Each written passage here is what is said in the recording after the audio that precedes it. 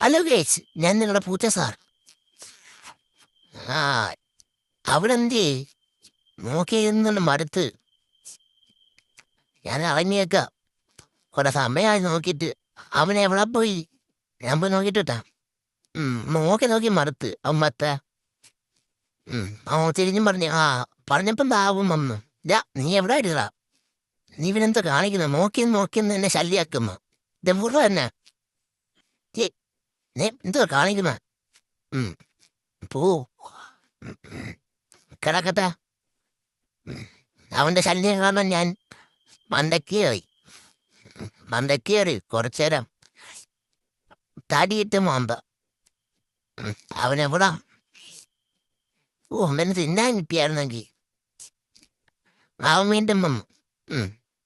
നീ വീണ്ടും വന്നോ?